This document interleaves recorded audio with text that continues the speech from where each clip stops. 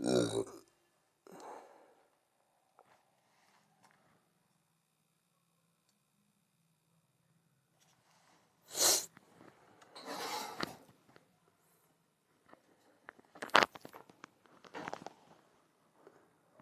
हिंद। तो बच्चों, जो ये टाइप्स ऑफ पॉलीएम्ब्रियोनी है, इसकी डिफिनेशंस को हम बाद में देखेंगे। सिर्फ अभी के लिए इसकी एग्जांपल देख लेते हैं। फॉल्स पॉलीएम्ब्रियोनी के एग्जांपल है सिट्रस फैमिली के मेंबर्स और मैंगो में पाई जाती है। और जो ट्रू पॉलीएम्ब्रियोनी होती है वो ये एरिस्टोलोकिया में पाई जाती है और एलियम में पाई जाती है। और जो हमारा अगला क्वेश्चन है वो है, इसको हम डिफिनेशंस को कूट बहुभ्रूणता और सत्य बहुभ्रूणता के एग्जाम्पल्स को हम अगले परिभाषा को हम अगले लेक्चर में देखेंगे ज़रूर। इसमें पहला आपका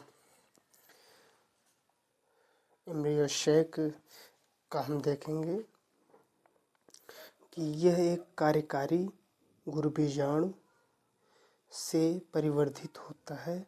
यह आवृतबीजी पौधों का मादा युग्मकोद्भिद होता है। कौन? Embryo shake. और ये जो होता है यह त्रिसंलयन से बने प्रायः त्रिगुणित केंद्रकों से विकसित होता है। यह अनावृत बीजी पादपों में यह नर युग्मकोद्भिद हैप्लॉइड होता है और ये आवृत बीजियों में ट्रिप्लॉइड होता है। ठीक है,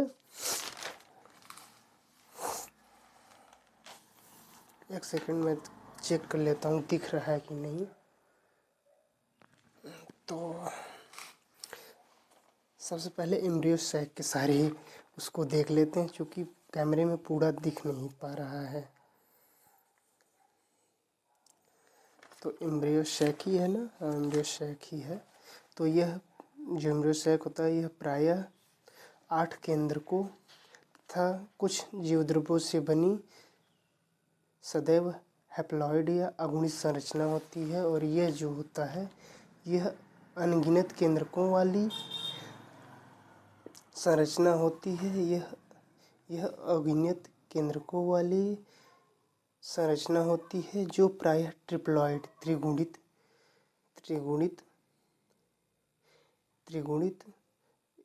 या ट्रियन होती है, किंतु अनावृत बीजी पादपों में यह अगुणित ऊतक के रूप में पाया जाता है। ठीक है, एम्ब्रियो सैक में यह मादा जनन इकाई को आश्रय देने वाली संरचना होती है। और एंडोस्पर्म में यह एक पोषक ऊतक होता है जो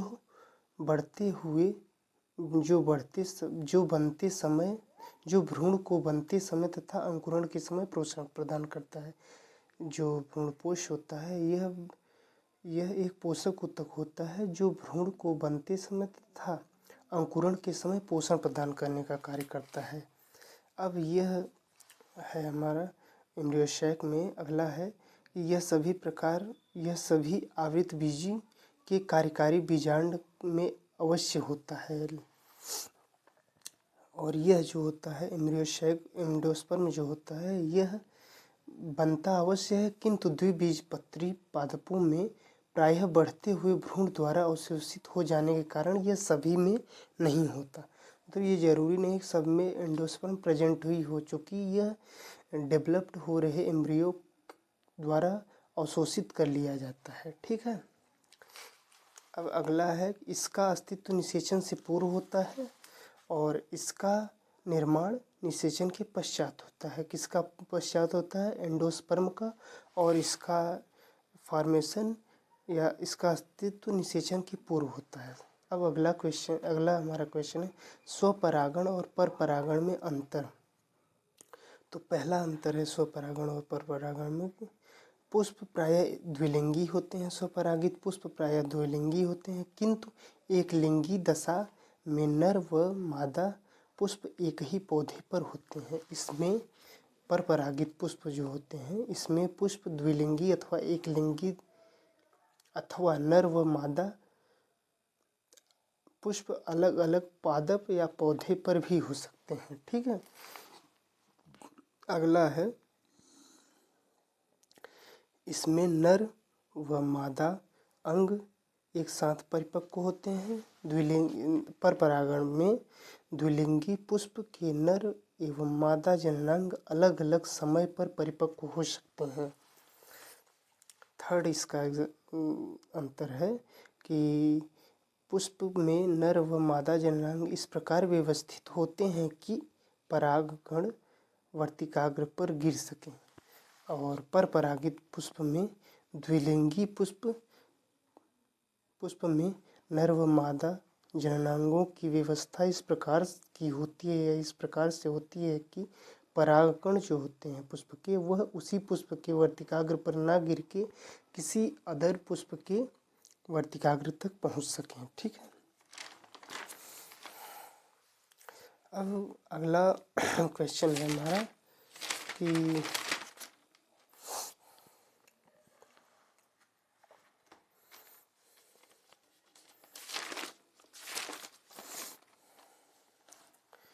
प्रासुप्तावस्था। प्रासुप्तावस्था से आप क्या समझते हैं? यह लॉन्ग टाइप का क्वेश्चन आपसे पूछ सकता है। तो ये जनरल डिफिनेशन है कि प्रासुप्ता वह अवस्था होती है जिसमें बीज जीवित होते हुए भी अनुकूल परिस्थितियां जैसे जल, ऑक्सीजन, तापमान उपलब्ध होने पर भी अंकुरण नहीं करते या अंकुरित नहीं होते। इस अवस्था में बीज की जैविक प्रक्रियाएं अत्यंत धीमी हो जाती हैं।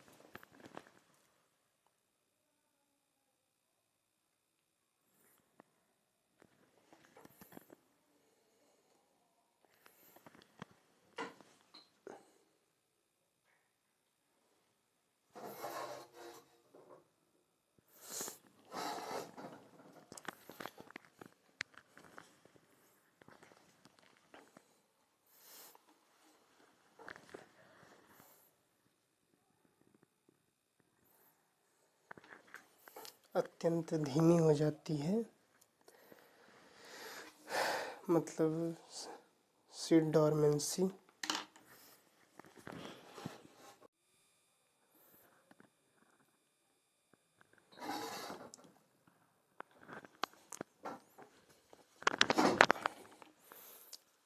अगला टॉपिक है हमारा बीज प्रासुप्ता। तो प्रासुप्ता अवस्था एक ऐसी अवस्था होती है, इसमें बीज जीवित होते हुए भी अनुकूल परिस्थितियां जैसे जल, ऑक्सीजन, तापमान उपलब्ध होने पर भी अंकुरण नहीं करते। इस अवस्था में बीज की जो जैविक क्रियाएं होती हैं वो अत्यंत धीमी हो जाती हैं। मतलब बीज जीवित होते हुए भी उसको अनुकूल परिस्थितियां मिल रही हैं जैसे जल, ऑक्सीजन, तापमान, फिर भी वह अंकुरित नहीं कर रहा है, अंकुरण नहीं हो रहा है उसमें।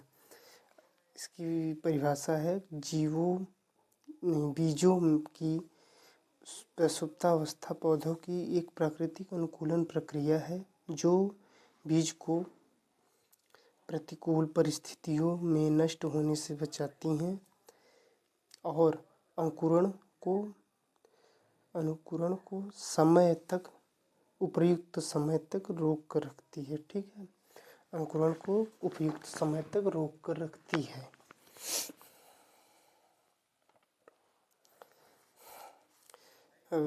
इसके कारण क्या हो सकते हैं? प्रसुप्तावस्था के क्या कारण हो सकते हैं? पहला है बीजावरण, कठोर बीजावरण, हार्ड सीड कोट।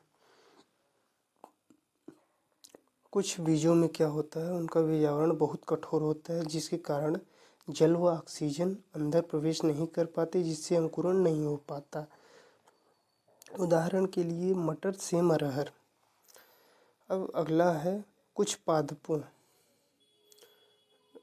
दूसरा है अपरिपक्व एम्ब्रियो, इमेच्योर एम्ब्रियो। कुछ बीजों में भ्रूण पूर्ण रूप से विकसित नहीं होता, इमेच्योर।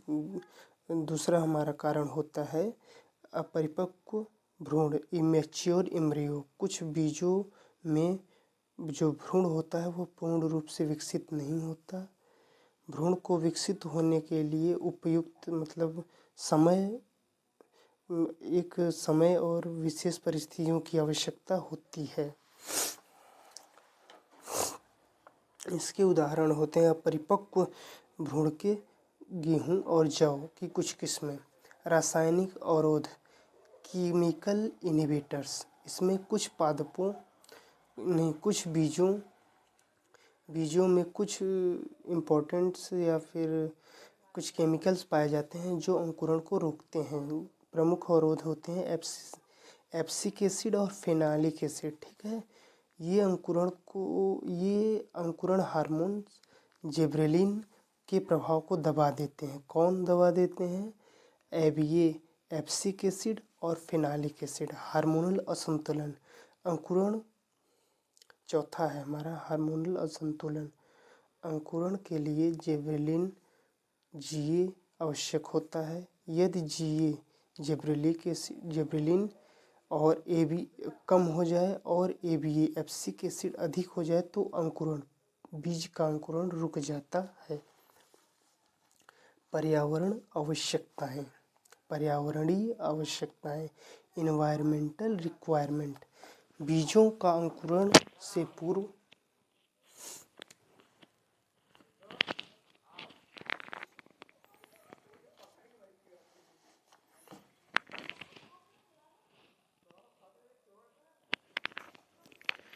बीजों का अंकुरण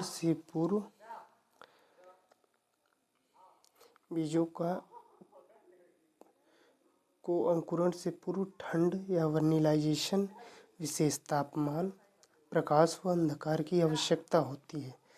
प्रसुप्तावस्था के प्रकार। बाह्य प्रसुप्तता, जिसे एक्सोजीनस डोरमेंसी बोलते हैं, जो बाहरी कारणों या बीज के बाहरी भागों के कारण हो सकती है। इसमें पहला है भौतिक प्रसुप्तता। इसमें कठोर बीज जावरण के कारण होती है, जिसके कारण जल व ऑक्सीजन प्रवेश नहीं कर पाते, सीड के अंदर नहीं प्रवेश कर पाते।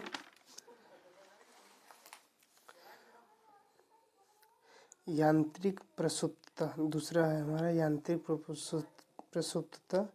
इसमें कठोर बीजावरण भ्रूण को बढ़ने में बाधा डालते हैं। ठीक है, दूसरा इसमें है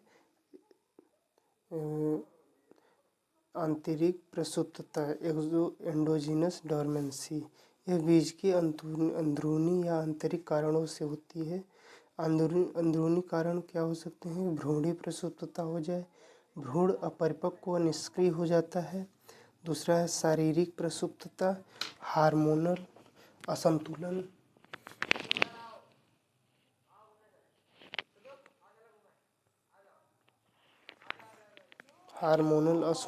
व रासायनिक अवरोध हो जाए।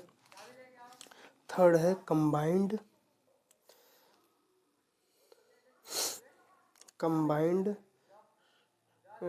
डोरमेंसी या फिर संयुक्त प्रसुप्तता। यह बाह्य व आंतरिक दोनों के कारण हो सकती है। यह सेब और चेरी में देखी जाती है। अब ब्रेकिंग ऑफ सीड डोरमेंसी, प्रसुप्तता को तोड़ने के क्या उपाय होते हैं? तो पहला है स्कारिफिकेशन। बीजावरण को आप रगड़ दीजिए, काट दीजिए, जिससे जल का प्रवेश बीज के अंदर संभव हो जाएगा। दूसरा है स्टेरिटिफिकेशन, बीज को ठंडे व नम वातावरण में रखना। थर्ड है आपका रासायनिक उपचार, जिसमें जिबरेलिन और पोटेशियम नाइट्रेट का प्रयोग कर सकते हैं। चौथा है प्रकाश उपचार, जिसमें आप कुछ बीज को प्रकाश की आवश्यकता होती है, जो केवल प्रकाश में ही अच्छे से अंकुरित हो सकते हैं। प्रसुप्तता अवस्था के महत्व।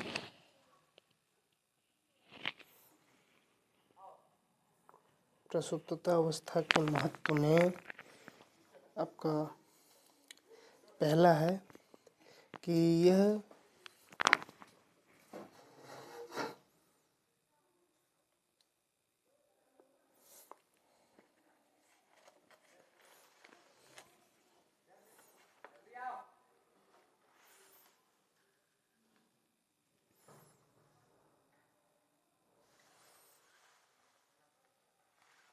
प्रसुप्तता अवस्था के महत्व में पहला है यह बीजों को प्राकृतिक आपदाओं से सुरक्षा प्रदान करता है। दूसरा है अंकुरण को उपयुक्त समय तक या मौसम तक रोक कर रखता है। तीसरा पौधों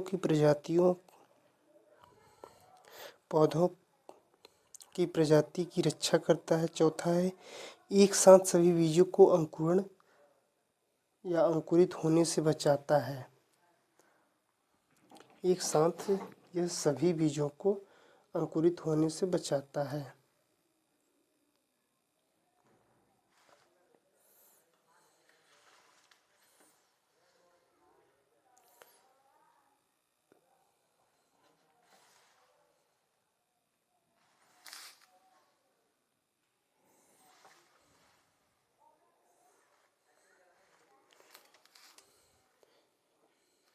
एक साथ सभी बीजों को अंकुरित होने से बचाता है।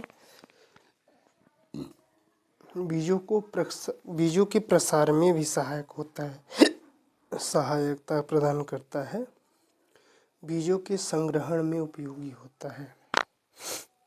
ठीक है, अब अगला हमारा क्वेश्चन है कि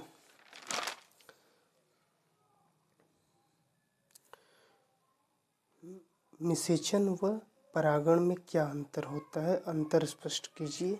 तो आज की वीडियो में बस इतना ही, मिलते हैं अगले वीडियो में। तब तक के लिए जय हिंद, जय Bharat. I hope this helps. Please in topics को अपने कॉपी में नोट डाउन करिए और इन्हें रिवाइज करिए, क्योंकि इस टाइप के क्वेश्चन आपके बोर्ड पेपर में पूछे जा सकते हैं। जय हिंद, जय भारत।